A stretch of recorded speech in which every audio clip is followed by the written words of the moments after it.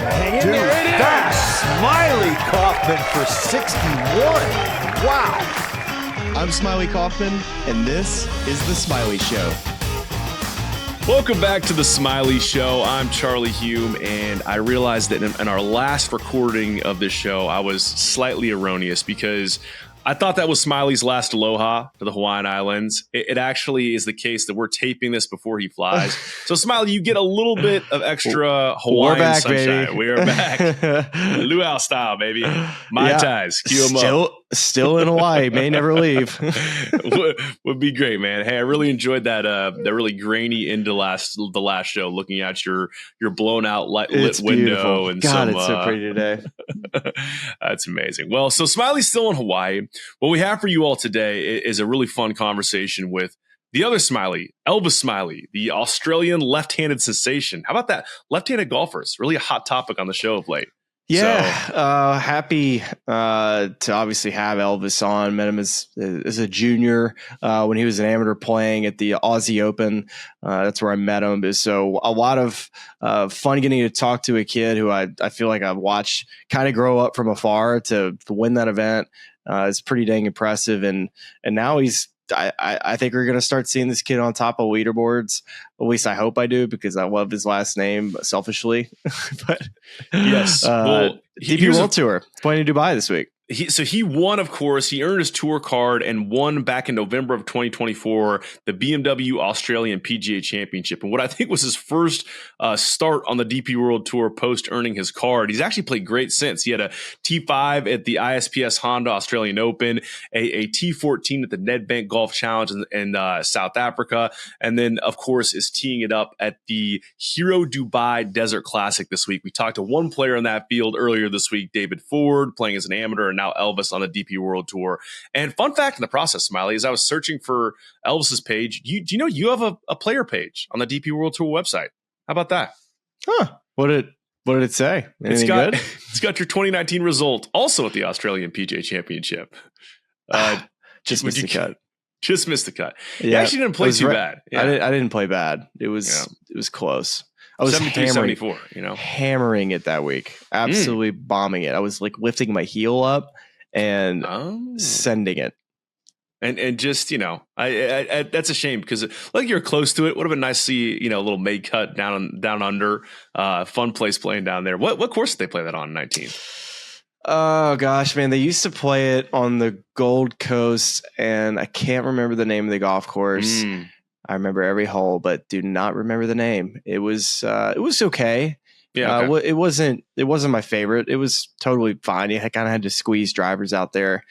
I really loved the golf course we played in Sydney. It was I think it was the Australian Golf Club is what it was called. It was a Jack Nicklaus design, so it was very American. So I loved that place, but I am dying to go play on the Sandbelt in Melbourne.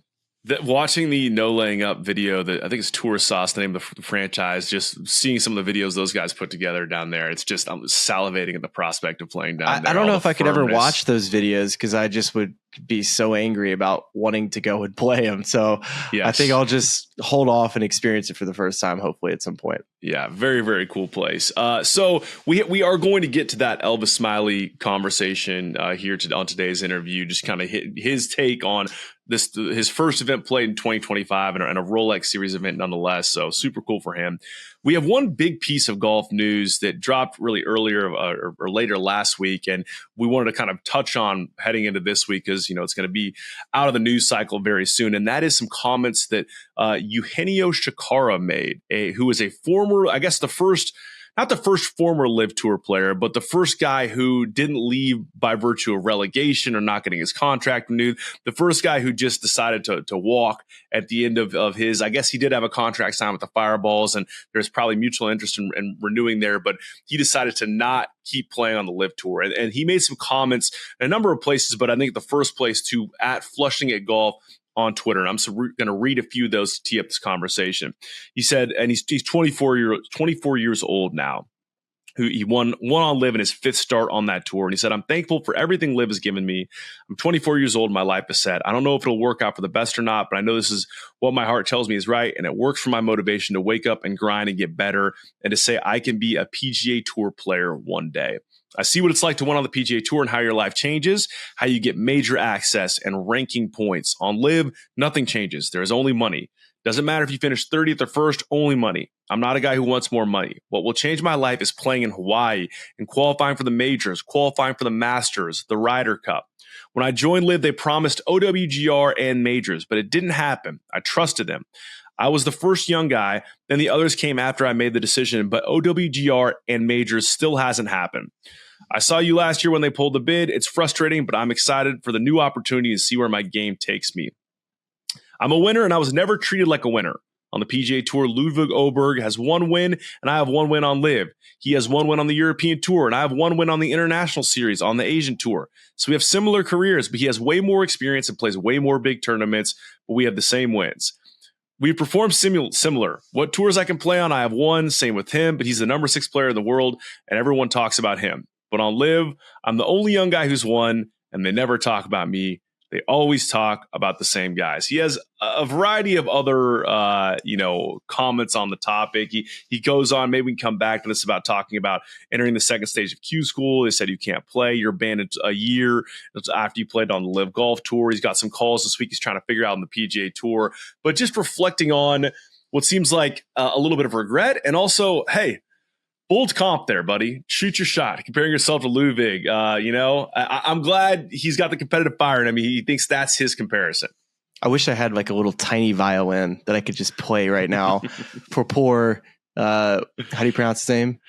Eugenio Chacarra. Yes. For poor Eugenio. My goodness, man. It's unbelievable. The comments that I've read from LIV guys, it's just so stupid. These guys are just so out of touch and have no idea like the impact that they've made to the sport. And they think that they are able to do whatever the heck they want and have no consequences of their actions. Now, this is obviously a different scenario because this is important that the PGA Tour, how they handle this, because what they don't want to lose is set a precedent for any young guys coming out of college to go to LIV and then, they've never had status on the PGA Tour, but if you allow a guy to then just immediately come take up status with your tour, it allows players the option to, basically skip any of the developmental or the PGA Tour, the beginning of their careers. So I think that's an important aspect. And I think people just don't care, about these comments, because guess what? The money is the reason why the ratings have gone down, and the greed in the sport is why people just have been turned off by it. They just don't like how much money these guys are playing for and how much they talk about it. This kid is 24 years old, has made $16 million. I don't care that this guy hasn't gotten into any event. This is the decision that he made. Now, Ludwig Oberg, on the other hand, PGA Tour U, got up, and then he earned his stripes and got picked by Luke Donald to be on the Ryder Cup team as a guy just coming out. Like, he could have been picked too from LIV. I mean, there was an option. There are reports there that he had some big offers on the table, and he decided to turn those down. So, love the comp. Also, if I be bold while we're sitting here, if we're going to play that game as a one-time PGA Tour champ, I can say, I've won once. Cameron Young hasn't won yet. And here he is getting all of these world ranking points. And looky here, I'm not getting any spots. Nobody's giving me exemptions. I'm sorry, Eugenio. It just hasn't that you didn't quite make the right decision in all this. I'm to the point now with the LIV, and I know that they're like working on a way to get these guys back, but they're not paying the same money that they were paying for these guys to go, which is why you didn't see anybody go this offseason. It's so far down the numbers. I don't expect to see any big jumps. And with that being said, it's like, why would the tour should just wait them out and bleed them out at this point? These guys are eventually going to get to a point to where they're like, okay, either my career is over or I've got to leave the Live Golf Tour, and or they get back into these big investments into players, but it's not happening anymore. Yeah, just, in terms of the career comps, as Kyle Porter once put it so eloquently on this show, nobody has ever teed off after Smylie Kaufman in the Masters. So just, things to remember as you're putting together a resume. I'd say that there are a lot of things going on here, right? And I feel, in a sense, for someone like Eugenio, let's zoom out for a second and just look at the current state of Live. And really the current state of the company that puts this whole thing on, and just the we're not a finance pod, we're not a math pod, but here are things that have been reported. And if these numbers are not exact, you can fact check me, but this is what I've read. There's been a report that the PIF is planning to make a 12% global cut in their investment and spending across the globe, right? So it has to have a knock-on effect on things, on investments like Live, especially ones that they thought that they were probably going to monetize at a greater rate with a large television contract, with sales of these teams to sponsors. That hasn't really happened the way they wanted it to. That's piece one. Second piece is, if it was a leverage play that many people said that it was, and then they cut that original framework deal, and then in the time since, nothing really materially has happened. There's been investment from the SSG and the PGA Tour. There's, of course, been this whole regulatory piece from the U.S. government of how much investment they can have in the PGA Tour. And I guess at last report of the stake that they would be getting is 6%. And this new thing that was created, PGA Tour Enterprises. So to me, it's like right off the bat, they want to spend less money, and the stake that they're getting in the American version of the game is perhaps smaller than what they thought they were going to get via this leverage play, right? Then to your point on the player acquisitions, this is a tweet from Dan Rappaport, who's with Scratch, just looking at their offseason signings. You had Ben Campbell, who's 33, the world's number 137th player. Luis Masaveu, 22, former world number 16 amateur. He takes Eugenio's spot on the Fireballs. Bubba Watson, who was supposed to be relegated, is back from the relegation zone.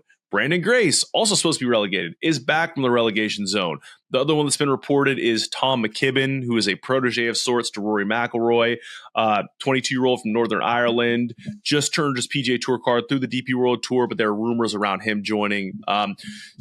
It's to me, that list doesn't really pop outside of maybe McKibben. And I just wonder what the future state of this league is, and when we get this proposed deal across the finish line, because I don't know when it's going to happen. And I feel like Live, if they're going to spend less money, they're not bringing any high profile players anymore. And you have people like Eugenio Chacarra effectively raising the warning bells to other young players saying, don't come and do this because you're not going to get the thing you were promised. That's not a great sell. The thing to get back, like Eugenio, I feel a little bit bad for him. I think his crime is being naive. It's coming out of college at whatever he was, 21, 22 years old. Maybe he didn't have the right set of advisors around him. Maybe he was listening too much to people like Sergio Garcia, who do hold a great stature in the game. They're saying, come join my team. It's going to be great. We're going to get points. Don't worry. He should have taken all that with a grain of salt and said, hey, if I don't have a guarantee on the table right now that I'm going to get world ranking points and I'm going to have entry points into majors, maybe if that's a hugely important thing to me, I shouldn't make this jump until I see that thing come to fruition.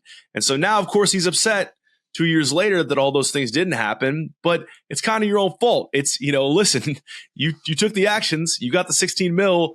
These are the consequences on the back end. So we find ourselves in an interesting place. And I think the saddest thing that we've talked about a lot on the show is just that the whole world of pro golf's been fractured in the way that it has. And you have, young tour players like Eugenio that, who knows, he could be competing on a week in, week out basis with Ludwig and being in those tournaments. But we won't know because he spent his first 2 years playing in a closed circuit on Live.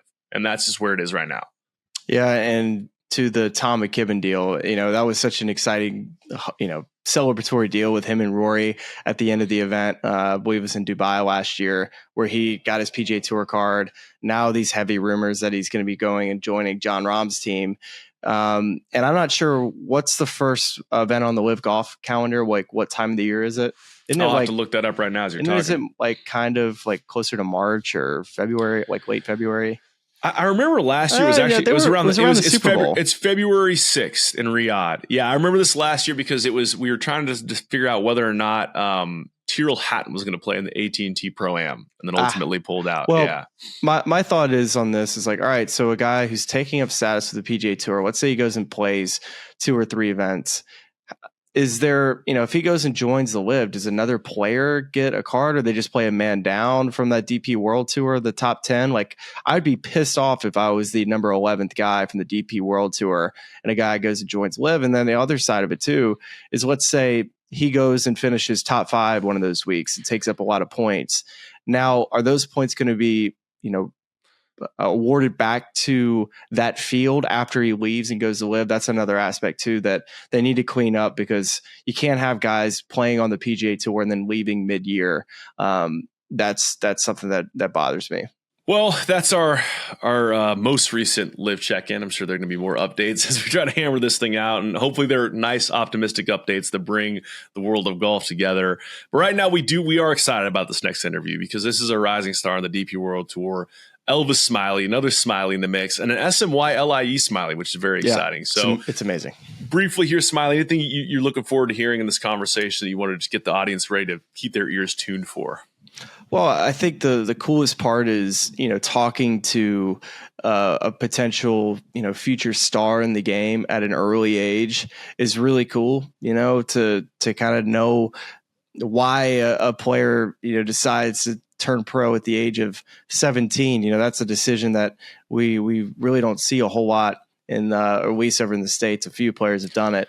So just to kind of get into these guys' heads, the ups and downs of the experience at the beginning of their professional career. And then, we're kind of catching him right at the beginning of him kind of taking off. So looking forward to seeing what he does. But I think just that aspect, right, is talking to such a young kid. There's so much that can happen for him long term. So I'm just looking forward to seeing what he's able to do. And I think a lot of people are going to come away with this interview really liking Elvis. And of course, who doesn't want to just listen to an Australian accent the whole time? Easy. The absolute best. This week, you want to wake up early and make a cup of coffee, you can check out Elvis playing in the Hero Dubai Desert Classic. I think most of that will be on Golf Channel. And check out his conversation right now with the other SMYLIE, Smylie Kaufman. Here it is. All right, guys, welcome back to another episode of the SMYLIE Show. And we have a guest I'm really excited about.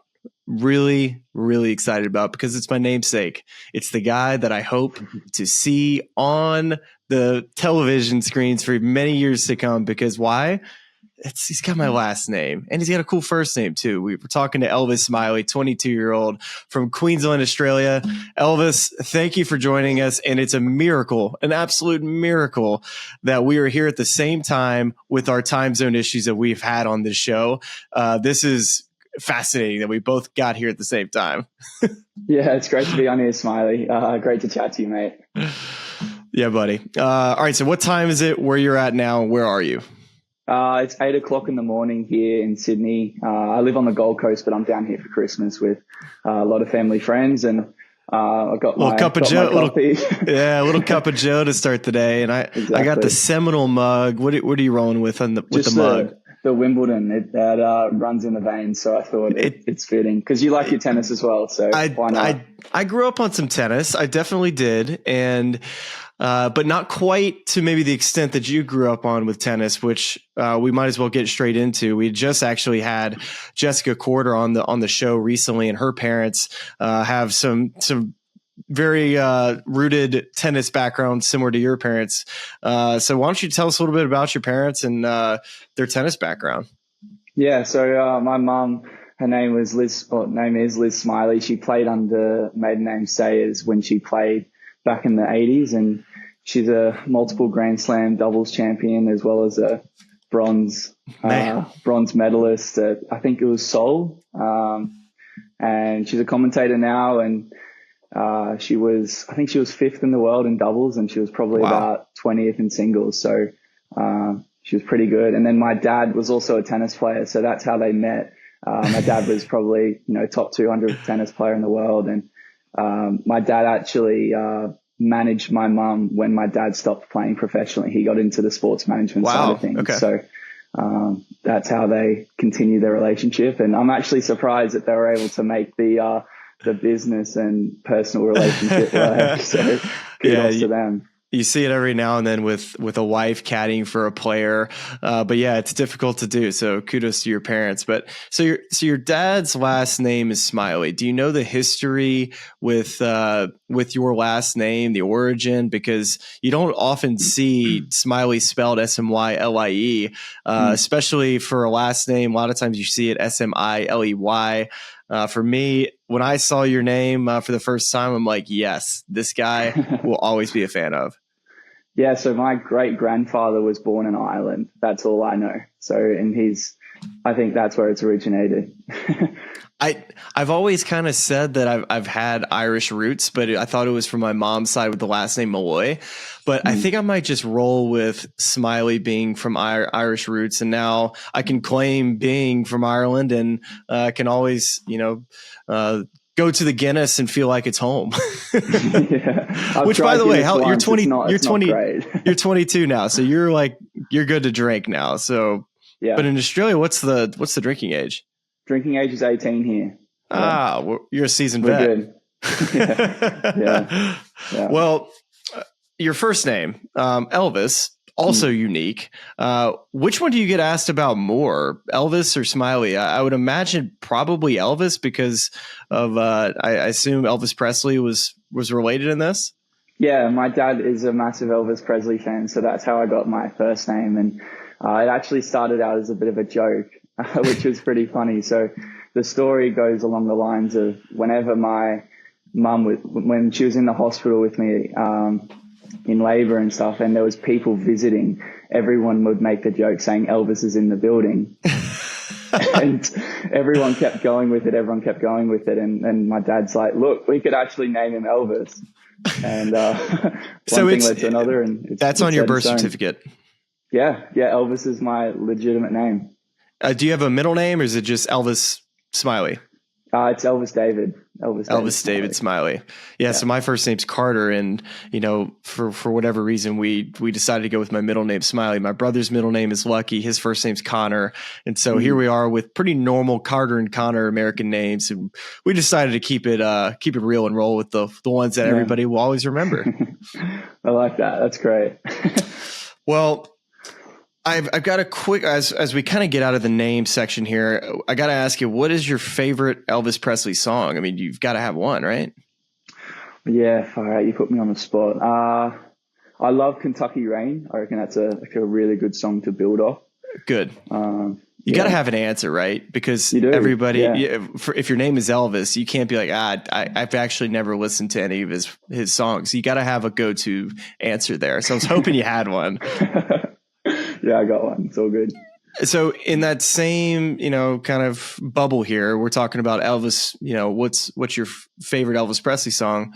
What's your favorite Smylie Kaufman highlight?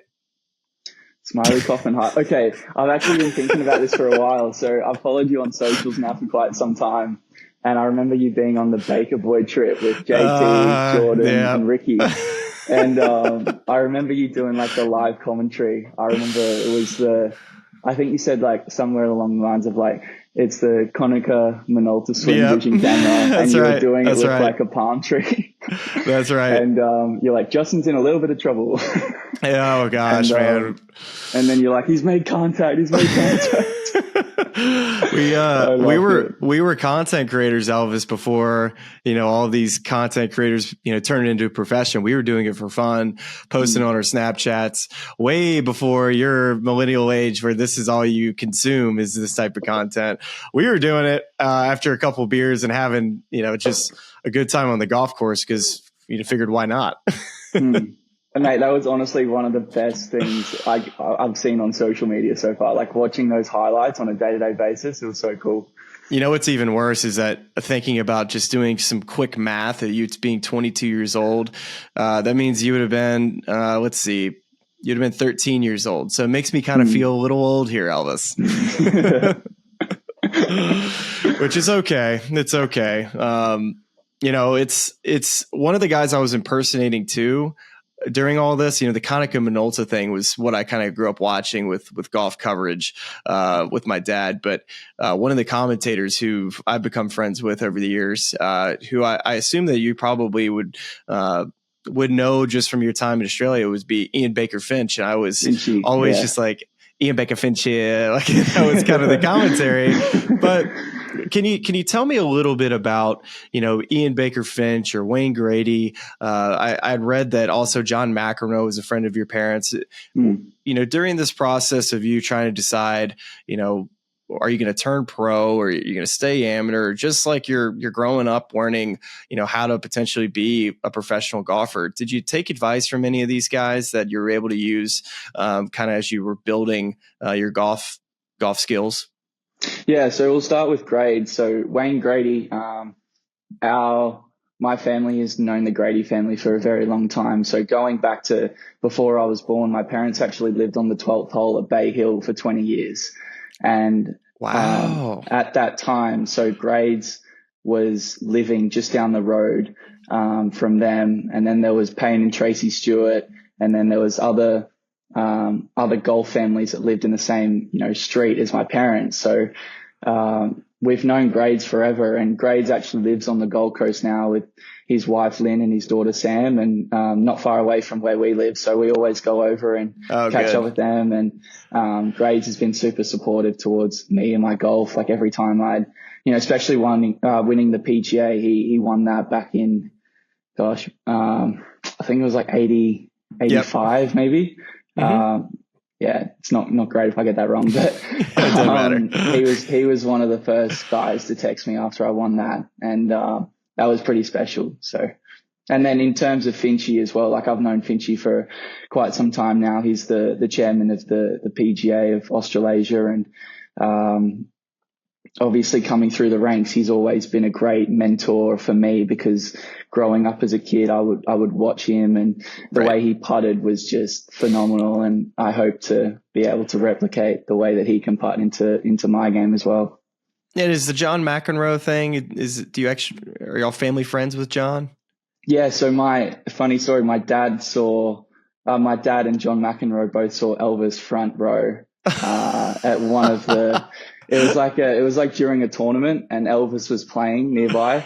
So they went and watched him together. So my dad and John have known each other for forever. They used to compete against each other, and I haven't had the privilege to meet John yet, but, John was quite a gritty guy, according to my dad. So.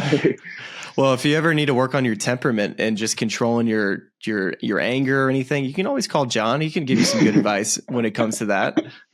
I do need a bit of fire, though. I will say that. So I think John would be good for that. Oh, man.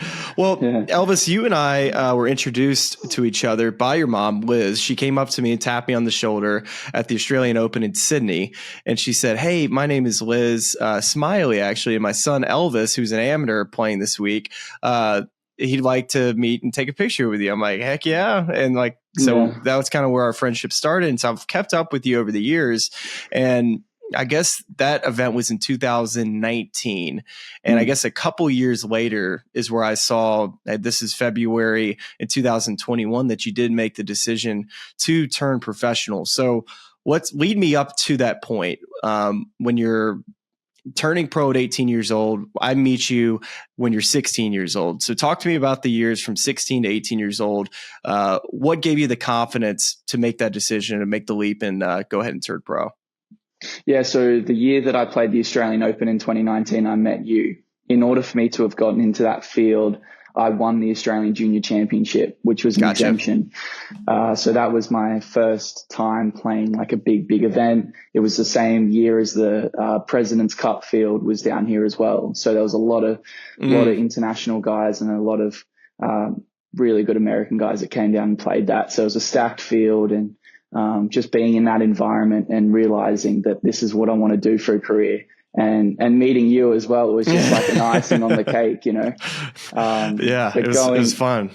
Yeah. Going after that, I mean, just before I turned pro, in 2021, it was obviously a tricky time with COVID, and golf here in Australia was doing a really good job with continuing to put the tournaments on so we could stay competitively sharp. And there was this event called the WebEx Player Series events, which there was 4 of them in the Australian calendar. And it's a men's field, a women's field, combined, and you'd play on the same course for the same prize money. Oh, wow. And I played that in January of 2021, and that was my last event as an amateur. And I shot 63 on the weekend to finish at 16 under par and lose by 1 shot to the eventual winner, Brad Kennedy, who's a seasoned vet, and he's played really well on the Japanese tour. And that gave me the confidence knowing that, you know, the fact that I'm competing as an amateur in, like doing really well as an amateur in high level professional events, it gave me the confidence knowing that I can do this for a career and that I was ready. And, I turned pro, in March 2021, and my first 3 starts, I finished tied 3rd, miscut, and 2nd to get my card on the Australian tour. So I had somewhere to play, which was great. That's huge. And I'm going to back you up just before that, because there was a scholarship that you received. I guess it's called the Cameron Smith Scholarship. And this was back in 2019. So very similar time to when I met you, that you were granted the scholarship. And based on what I read, it's that it's given, you know, young Australian players. It's Australian, not Australian. I got to get my accent right here for someone who's spent some time over there, because you got to say Australian, not Australian. So anyways, I read that. So basically you get the funds to be able to go and get the experience in Florida to, you know, is Cam there to practice and play with, or is it just having the opportunity to get some different coaching? What exactly was the scholarship?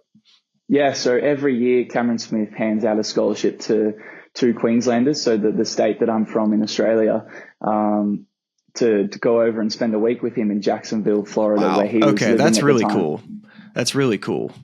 Yeah. And, so it was myself and another, it was another lefty. So there was 2 of us, and, we got to spend a week with Cam, got to stay at his place, got to practice at TPC Sawgrass, got to compete against him, just see what life was like being, you know, one of the best golfers in the world. And to get that glimpse at such a young age is something that, you know, that kind of experience you can't buy. And Cam's been a great, advocate for, you know, growing the game here in Australia and being a great role model for young people like myself to come through and, continue to get better. But, it's amazing what that door is open from 2019 all the way through to present.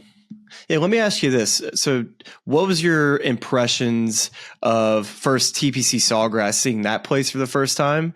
And what were your takeaways from Cameron Smith's game? And was there anything that he told you that's kind of stuck with you, as far as whether it was golf swing related or just how to prepare? Or did you just kind of absorb watching him and just kind of take it all in?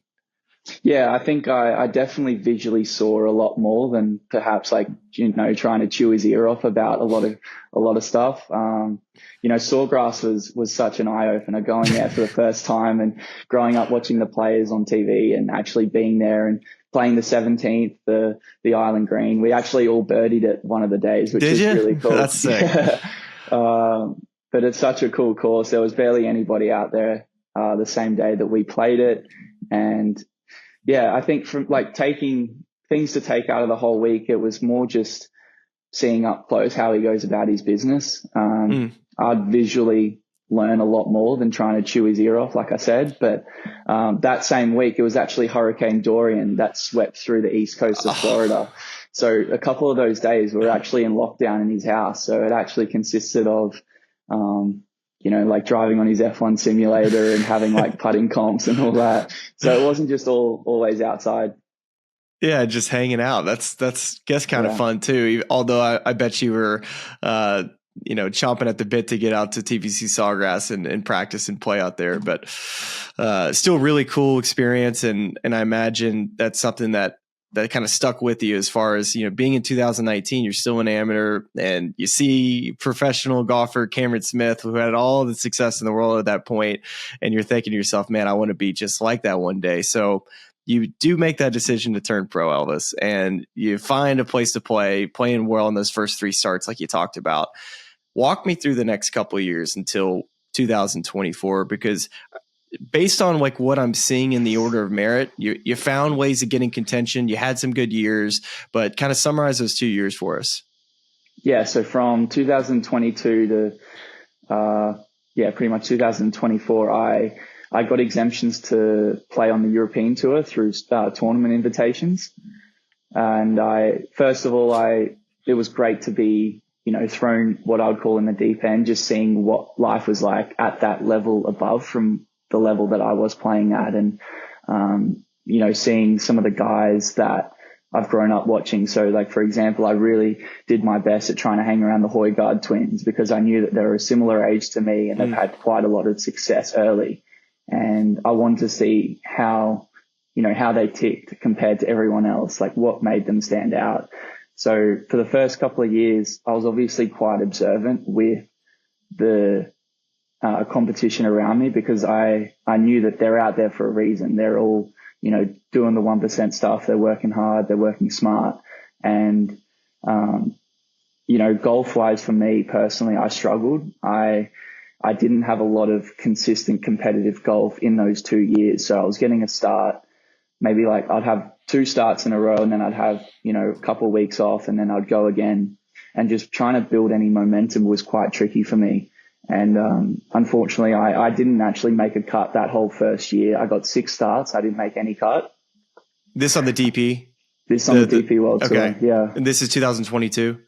This is 2022. Okay. And I went home to Australia because the season in Australia starts in pretty much October and it goes through to March. So I did, I got a full card back home in Australia. So I did my best there. I ended up finishing like 8th on the order of merit. That's good playing, right? Yeah. Yeah. And the great thing is with Australia is they've got a really good pathway to Europe. So if you do well in Australia, it can give you, entry into Q school. Like for example, if you finish within positions 3 to 10 on the order of merit, you'll get straight into second stage of Q school. Gotcha. So I was in that category. I went to second stage. I shot 13 under in Spain to miss by 2 to get into finals, which was in November of 22. So, and then I ended up finishing the year, going back home to Australia in December 2022. And then I was still in the middle of the Australian season, so continuing to build and build. And, obviously I didn't play that great in 2023 on the Australian tour. I got you 31st on the merit. So is that, how would you grade that season? Was that a season coming off finishing 8th? Was that one where you decided, did you make any changes to any coach that you hired, or did you have a same coach through all of this? Yeah, so I still had the same coach. My coach was Ian Triggs at the time. So Triggs coached like John Send and Kari Webb, and I've had him ever since I was 8. And I stopped working with him of December 2023. Okay. So right after this year, you're like, okay, something isn't quite right. Was it ball striking? Was it just overall game and just how you were preparing and just not getting the results? Well, more importantly, it was physical for me. So I had a minor disc bulge in my L5S1 in the middle of the 2022 season. Yeah, and, you're a young guy too, man. That's concerning, right? Yeah, so I jumped on that pretty quick and I was out for 4 or 5 weeks, luckily. So it was more of a physical thing for me in terms of why I changed coaches. I had quite a long, loosey swing and I was putting a lot of strain in my left side of my back, and I was kind of like getting real crunchy at impact. Okay. So real, like not using your body properly, more of an armsy type of swing, relying a lot more on tempo, rhythm, and timing. So you go to a new coach. Who's the new coach you went to see? Yeah, so I've started working with a guy named Richie Smith who lives in Perth, and he coaches Minwoo, Minji Lee, Hannah Green. That's right. I knew that name was familiar. Yeah, so I started working with Richie in December 2023. Okay. And first thing that he saw when he saw your action, what was the first thing that he was going to try to fix? Well, he said we need to make some adjustments. Like he didn't want to scare me right away, but he said, we need to get on top of some of this stuff. Okay. And what was the first thing that you got to do when you're making these adjustments? Well, during this period of time was actually during the Australian season as well, because it was at the end of the year and into the new year. But we needed to do it in a way to where I didn't want to go back into my old tendencies, and I still wanted to move forward and then still find a way to be able to get the ball around and post a score and finish in some, good tournaments. So a lot of it actually came from the strength as well. So my strength and conditioning coach, his name's Luke Mackey, and he works for the Golf Australia high performance program. So both Richie and Luke did a really good job with coming up with a plan for me to, number one, like do a lot of stuff technically to be able to not fall back into our old habits, which came from the physical stuff, getting stronger and doing a really good job there. So what would be those habits? I'm kind of a swing nerd when it comes to like what guys are trying to work on in their golf swing. Is it something particular that you would have to feel in your golf swing? Is it loading more on the way back? Like, is it keeping your arm swing shorter? What exactly was it for you? Yeah. So starting from the start, I used to, I'm talking as a lefty, so it might be a little bit tricky. I gotta turn my brain on backwards here. Yeah. So my right arm would kind of go out away from my body, and then I'd take it away. So I'd immediately get disconnected, and then I'd get a really, like, how Scotty Scheffler gets like that flying elbow with his right elbow. Mm-hmm. So for me, it's my left elbow. Yeah. And then as I come through, I'd kind of like crunch and I'd unwind, but all the weight would still be on my backside. There was no like transfer movement weight going forward. So you stall a little bit to catch up. Yeah. All right. That makes sense. And when did you first feel like, was it a tournament that you played this year where you like finally felt like, all the changes that you're making in the gym, whether it was a diet change, I'd read that you're just eating chicken, veggies, and rice all the time just to try to put on some weight. So the combination of like, nutrition, the strength and conditioning you're talking about, and then a little bit more of a different motor pattern, when exactly do you feel like that started to click in? Probably, I qualified for the Open this year at Royal Troon. So when I played Royal Troon, I felt like that was a really good test for me to be able to trust all the great work that we've all been doing and put it to the test, because in my opinion, there's no harder test in golf than playing an Open Championship. Especially that one. That was a tough one. Especially at Royal Troon. I was there 8 years ago as a spectator watching that Henrik Stenson and Phil Mickelson showdown. Oh, you were? So to be able to be there this year as a competitor was pretty special. Hopefully you weren't there on the postage stamp in 2016 watching me make a triple and eventually miss the cup by one. So that could have been one of your Smylie Kaufman highlights from earlier. I didn't say that. or low lights, I should say. Yeah. I can't remember that. Well, that's good because I'm trying to still forget. Well, tell me about that Open Championship experience, man. Like, was it when you got out there, I imagine there was a lot of buildup and anticipation, I'm sure just mentally, but when you got out there, did you feel comfortable? Did you feel like this is something, that you can continue to, evolve your game to get to a position where you're competing in these major championships one day? Yeah, definitely. Going back to that Monday, Tuesday, Wednesday lead up, I got to play a couple of practice rounds with Jaco Neiman, Adam Scott, Victor Hovland.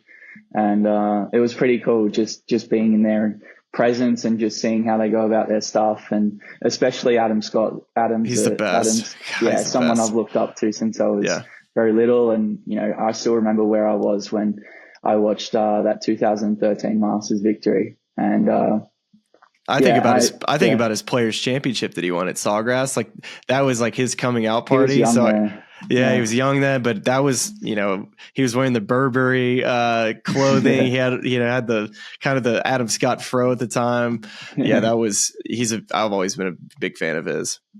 Yeah. So, going back to Thursday, I teed off at about 11 o'clock and the weather was all over the shop. So the prevailing wind at Royal Troon is down off the right for the first 6 holes, and then the next 6 kind of spiral, and then the back 6 end up going straight back to the clubhouse.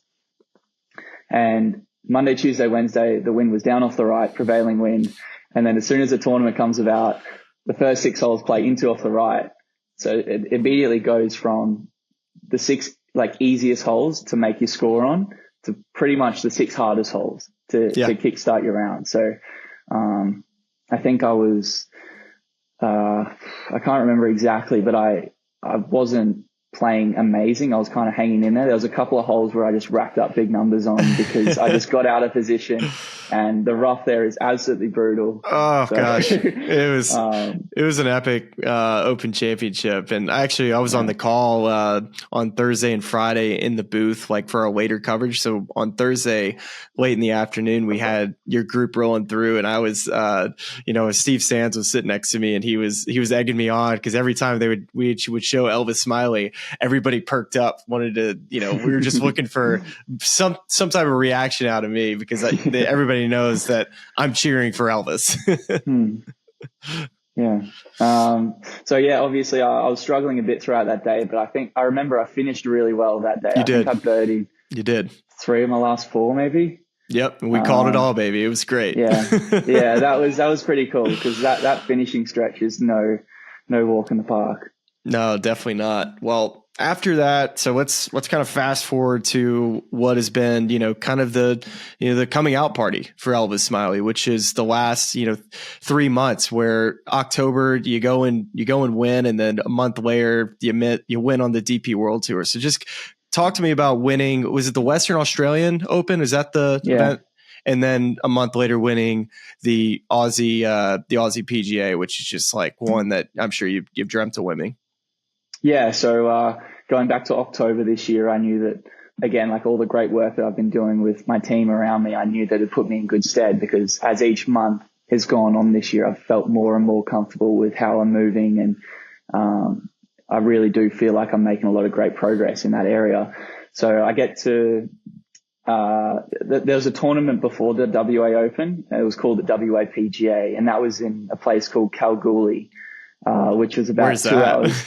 It's about 2 hours inland from Perth, and you're in the middle of nowhere, and it's just complete desert. Okay. And I end up having a 3-shot lead with 2 to go on the Saturday in the 3rd round, and I finish bogey double to fall back in a share for the lead going into the last day, and I think I shoot 3 under in the last round to miss a playoff by 1.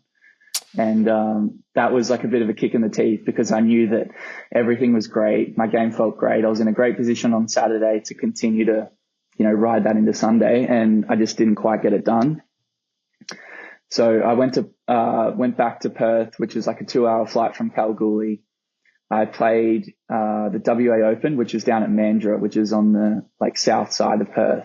Okay. And I actually didn't start preparation until Wednesday at that course because I flew to Adelaide on the Monday night because I'm a proud BMW ambassador, and BMW had what they call a Golf Cup National Final for all the amateurs that had bought BMWs throughout the middle of the year.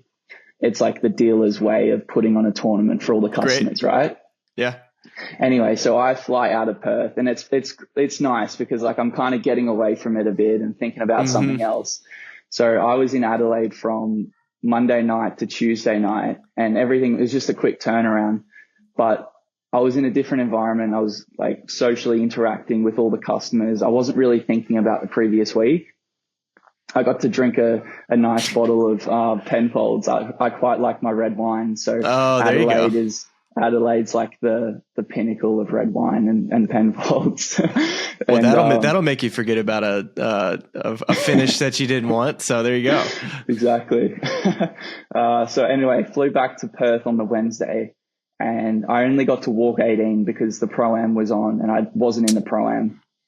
So I walked 18, and I'd only played the course once before that week. So I walked 18, and then I teed it up on Thursday, and I got off to a great start. I actually can't remember. I remember I shot 19 under for the week. And I remember the last day very clearly because the last day, the weather completely turned south. It was wind, it was rain.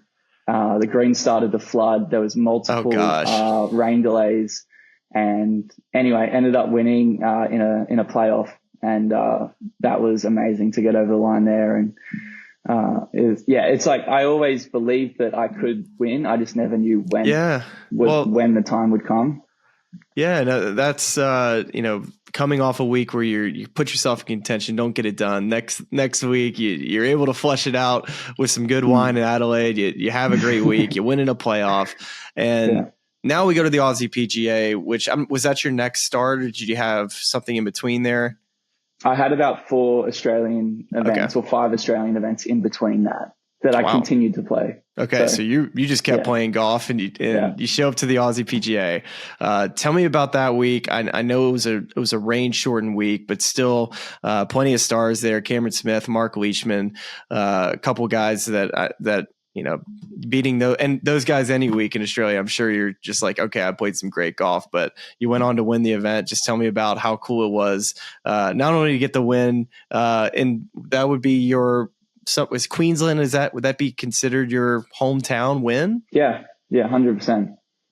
Man, that's so cool. I mean, it was pretty. It was a pretty cool Sunday. Going back to it, obviously being in the final group with Cam Smith and Mark Leishman, guys that I've both grown up watching on TV and idolized. So cool. In front of a Queensland crowd. The weather was amazing. It was such a great turnout. The crowds were probably 3 or 4 deep, and it was one of the coolest experiences. And going head to head with Cam, especially, was really cool, especially after the Cameron Smith scholarship and knowing Cam for a couple of years. Yeah. It was just such a cool day. And they were both so interacting as well. Like whenever we would hit great shots, everyone was always complimenting each other. Like it wasn't too serious. They were quite calm, quite composed. So it actually helped the energy levels, Yeah, the nerves, right? Like they weren't stoning you that day. They didn't leave you on an island and fight for yourself. No, they were great. They were really good. Did you get some good support on that Sunday? I did actually, yeah. So the first couple of holes, I got off to a really good start. I birdied my first 2 holes. Okay. Just to settle the nerves. And then I birdied 6 and 7 as well. So I was 4 under through 7 on the day. And I think I had a 3-shot lead at the time. And, Cam was obviously playing pretty well. He was pretty steady. He was only 2 behind, 3 behind. And then on the back 9, I started to, hit it sideways, right? Or I don't want to. I'll try. You're just trying to win. You're trying to win the tournament you've dreamt about winning, and you're doing it at home. It's not easy to do.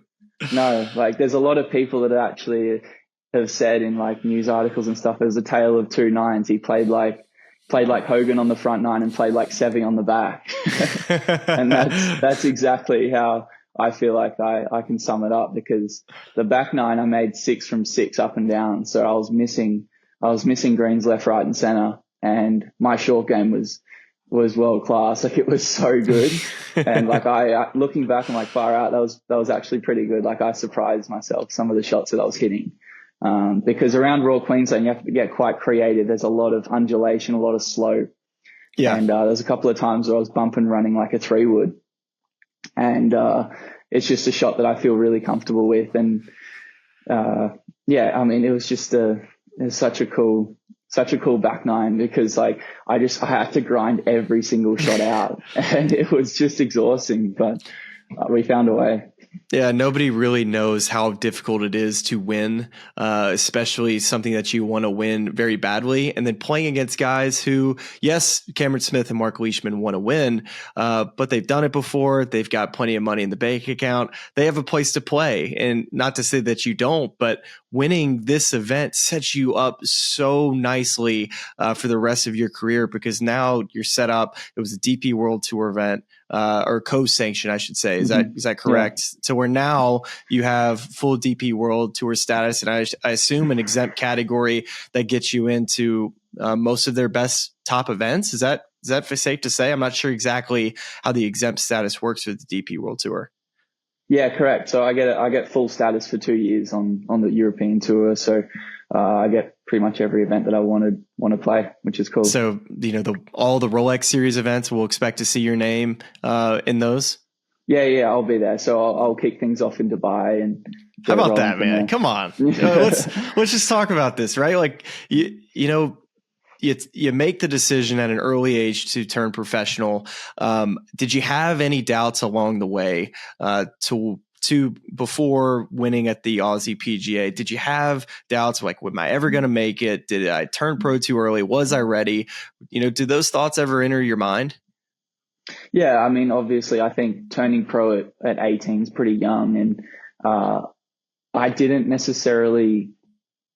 wasn't too concerned about having like a stellar amateur career because it just didn't interest me. I just wanted to make sure that everything I did as an amateur prepped me as well as it could in order for me to turn pro when the time was right. And I believe, and I still do believe, that was the right time for me to turn. I wanted to learn as much as I could at a young age at the highest level in the professional ranks. And I felt like it's been those couple of years in between where I, did get injured. I missed multiple cuts in a row on the European tour. It's all been a blessing in disguise to get me to the position I'm in now. And I just couldn't be more grateful for that. Yeah. All the experiences I've had. Well, what are you looking most forward to on the DP World Tour this year? Which event is it? Is it a place that you're going to travel to? Is there anything that's jumping out when you look at the schedule and the calendar?